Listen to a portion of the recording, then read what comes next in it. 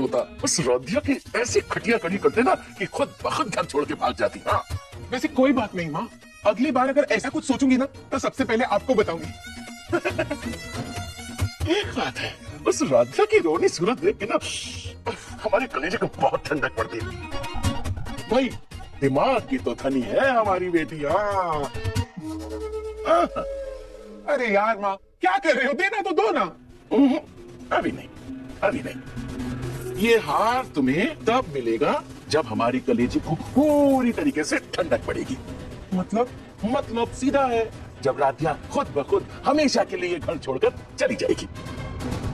देखो नहीं, लोहा गर्म है, तप रहा है।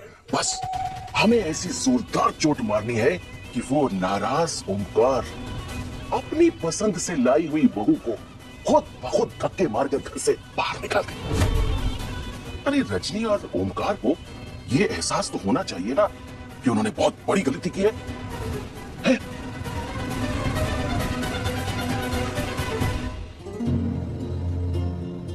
भैया डिजाइनिंग टीम ने त्योहारों के हिसाब से मिठाई के डब्बे रिडिजाइन किए, एक बार देख लीजिए। देखो एक सेकेंड।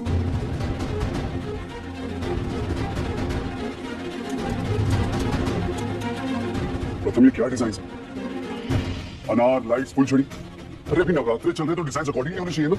पर भैया नवरात्रि तो 2 दिन में खत्म हो जाएंगे और परसों दशहरा वैसे भी, अब दिवाली आने वाली है भैया, ये उसी के हिसाब से रिडिजाइन हुआ है। और आप ही ने तो मुझे कहा था कि दिवाली के हिसाब से रिडिजाइन करना है। हाँ सॉरी, मैं तो भूल ही गया था। भैया क्या हुआ, आप बहुत ऐसे परेशान से लग रहे हैं।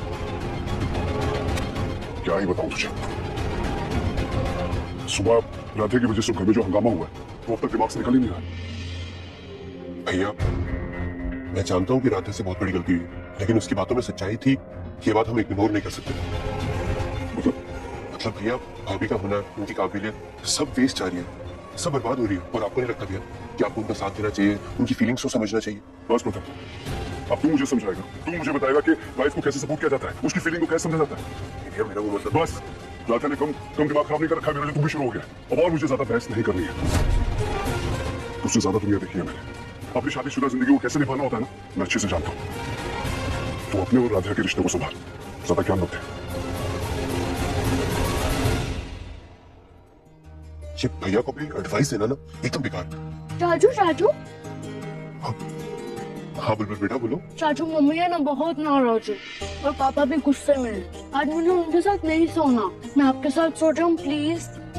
ऑफ कोर्स मेरा बच्चा, अब आज आप चाचू के साथ चाचू के कमरे में सोओगे। चले।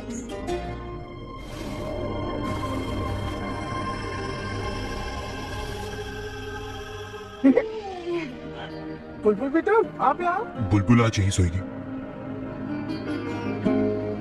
थैंक्स टू यू, तुमने जो आज किया उसके बाद सबका मूड बहुत ऑफ है, खासकर भैया भाभी का। तो तुम सब वो चाचू आप दोनों प्लीज फाइट मत करना।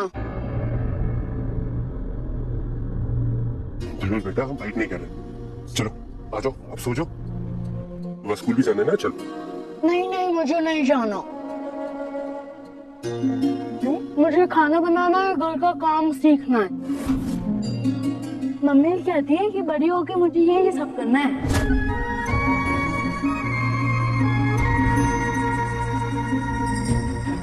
बेटा ऐसे नहीं बोलते हैं, जितना जरूरी घर का काम है ना उतनी ही जरूरी आपकी पढ़ाई भी है। पर चाची घर के कामों में पढ़ाई की क्या जरूरत? बेटा पढ़ने लिखने की वजह से ना हम अपने घर के काम को आसान तरीके से कर पाते हैं। देखो जैसे वॉशिंग मशीन और गैस स्टोव का आविष्कार हुआ ताकि हम अपने कामों को कम समय में और कम मेहनत से पूरा कर पाए। और बुलबुल सिर्फ घर के काम ही क्यों, आप ना चाहो तो कुछ भी कर सकती हो, डॉक्टर बन सकती हो, इंजीनियर बन सकती हो, पायलट बन सकती हो, पर अगर आपका मन करे तो आप हमारे बिजनेस में हमारी मदद भी कर सकती हो। पर चाची की बातों से सब नाराज क्यों हो गए? चाची भी तो यही कह रही थी ना। बुलबुल अभी ना लेट हो गया, अभी सो जाते हैं, मैं आपकी सारी क्वेश्चंस का आंसर ना सुबह करूंगा, ठीक है? चलो अभी लेट जाओ, आ जाओ।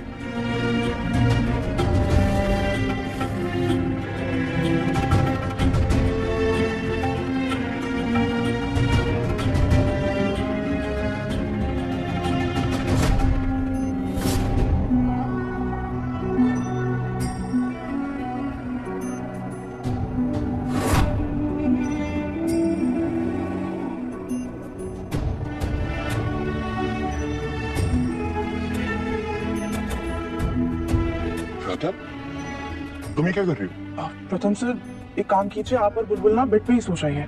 अगर हम भी बेड पे सोएंगे ना तो आप लोगों के लिए सोने की जगह नहीं होगी। राधा, तुम बेड पे सो जाओ, मैं स्टेट रूम में जाके सो जाऊंगा। मुझे प्रथम सर,